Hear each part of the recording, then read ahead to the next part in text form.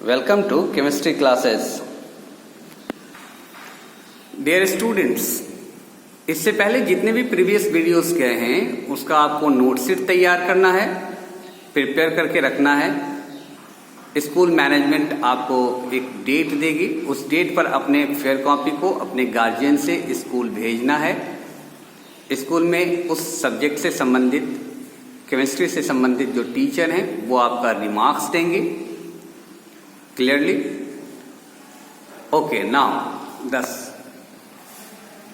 Next topic is symbols of the elements. इससे पहले मैंने आपको बताया था कि एलिमेंट्स के सिंबॉलिक रिप्रेजेंटेशन कैसे शुरुआत हुई, कैसे दी जाती है। अब उसी से संबंधित कुछ और चीजें मैं आपको बता रहा हूं।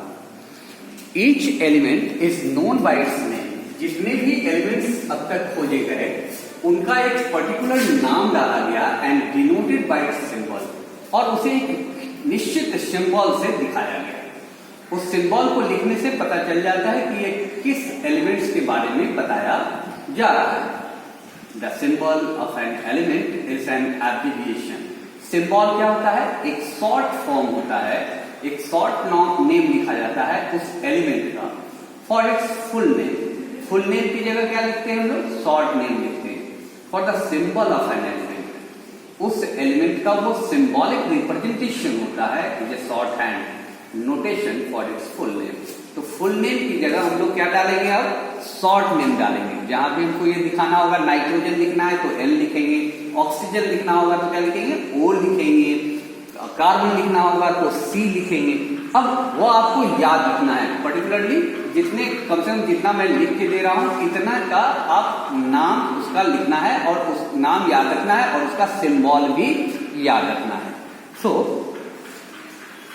सच names and the symbol are accepted universally.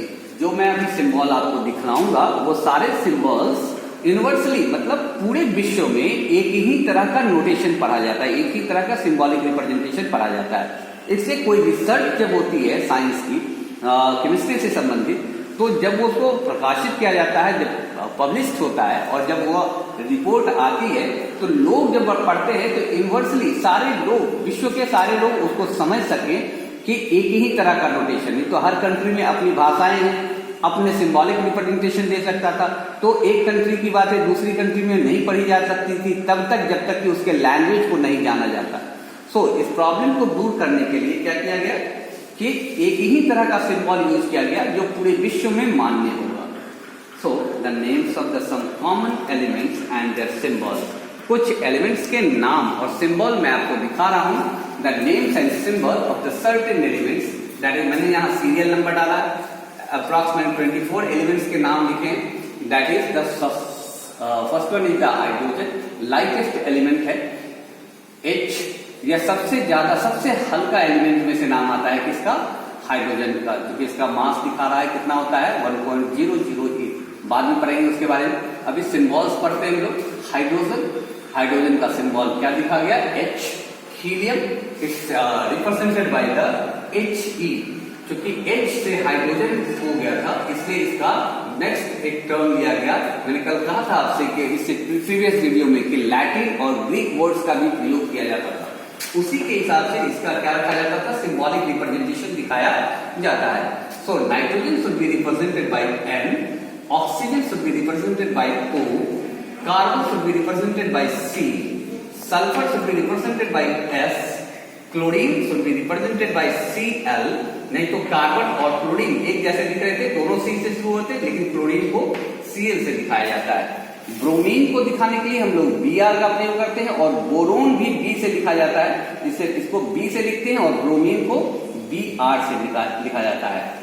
Phosphorus P से लिखा जाता है। एल्यूमिनियम को हम लोग L से दिखाते हैं। कैल्शियम Ca से दिखाया जाता है। बोरोन B से दिखाया जाता है। मैग्नीशियम Mg से दिखाया जाता है। कॉपर Cu से, सिलिकॉन को Si से, मकड़ी को Hg से, आयरन को फेरस कहते हैं इसको Fe से, सिल्वर Ag से, लेड Pb से दिखाया जाता है। गोल्ड Au से दिखाया जाता है। जिंक Zn से दिखाया जाता है। सोडियम को Na से लिखते हैं, पोटेशियम को K से लिखते हैं और क्रोमियम को Cr से लिखा जाता है। Now significance of symbol, the symbol of an element represent, symbol क्या रिप्रेजेंट करता है, उस एलिमेंट का नाम बताता है। क्या क्या रिप्रेजेंटेशन होता है, देखिए सिग्निफिकेंस मतलब उसके क्या क्या स्वरूप देख सकते हैं। One atom of the element, वह सिंबल किसी एक एलिमेंट के एक एटम के बारे में बताता है। मास ऑफ द एलिमेंट, वहां से आप मास को पता कर सकते हैं इन ग्राम्स में, equal to it atomic mass, जो क्या कहलाता है, एटमिक मास कहलाता है। AMU के बारे में जानेंगे बाद में। अब मैंने एक एग्जांपल लिया एलिमेंट से, उसका एलिमेंट का नाम था कार्बन, और रिप्रेजेंटेशन किससे दिखाते हैं, C से। ये C बताता है एक एटम कार्बन का है, clear. And mass of one carbon atom is 12 ग्राम, एक कार्बन एटम का मास क्या दिखाया जा रहा है, 12 ग्राम।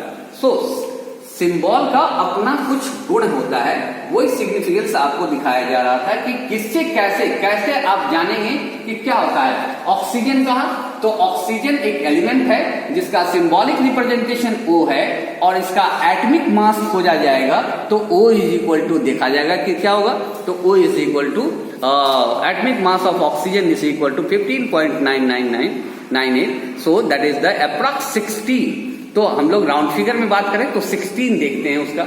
तो हाइड्रोजन का क्या देखते हैं, 1.008, दैट इज द 1। तो उस पर मास पर हम लोग बाद में बात करेंगे।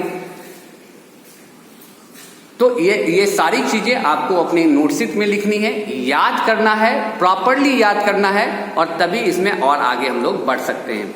Till that, thank you very much.